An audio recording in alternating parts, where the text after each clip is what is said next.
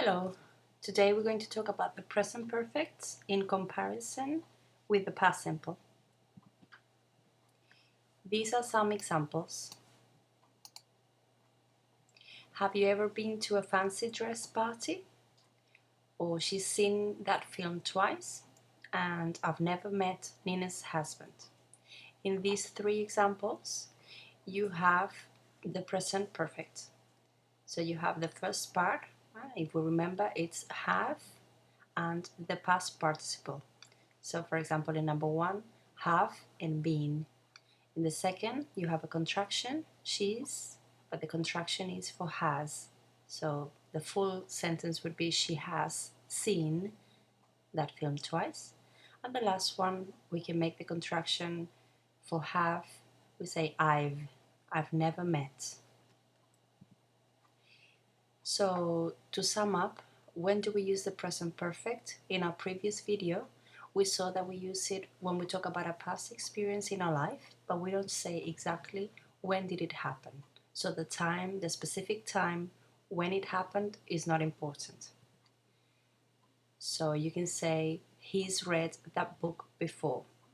So the full sentence would be he has read that book before. It's something that the boy did in his past. He had this experience in his past, in his life, but it's not important when he read the book. The only important thing is to say that he has had that experience before. He has read the book. One of the most important words when we use the present perfect is the word ever. In this little cartoon, we have a question that Charlie asks, and it's, have you ever known anyone who was happy? So in this case, ever means, or it's a synonym for in your life.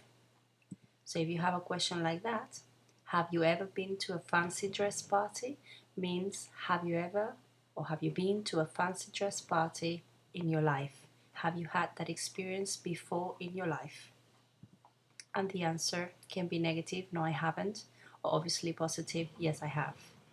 It's important to remember that ever, it's only found in questions, okay? So it's always in the present perfect questions, have you ever, and then the past participle that you like, but never in positive or in answers. And then to see a comparison, to understand it a bit better, let's have a look at this example. Have you ever been to Mexico? The answer would be positive, obviously, from the photo, so we say, yes, I have. But then we continue saying, when did you go? And then the full answer, I went last year. So as you can see, we start with the first question with the present perfect. Have you ever been to Mexico? But then when we continue giving full specific details of this experience, we continue with the past simple. When did you go? And then I went. Another example is with this question. Have you met his new girlfriend? Yes, I have. What did you think of her?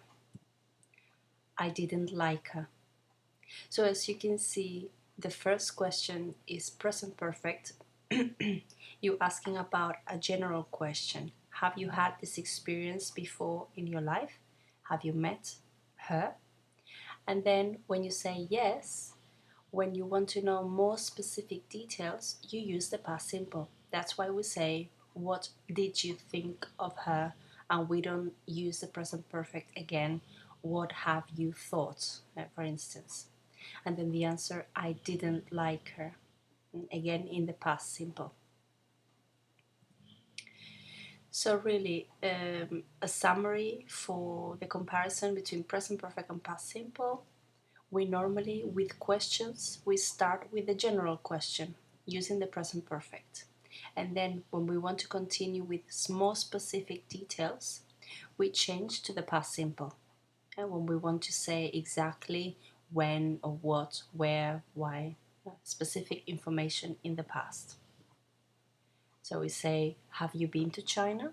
Okay, so the first question is a general question. We want to know yes or no. Have you had that experience before? And once you have said yes, then we continue with the past simple, asking extra information. So, when did you go? Or I went last summer for the answer. Or who did you go with? I went with my son. And then the last one, where did you stay? I stayed in a fancy hotel.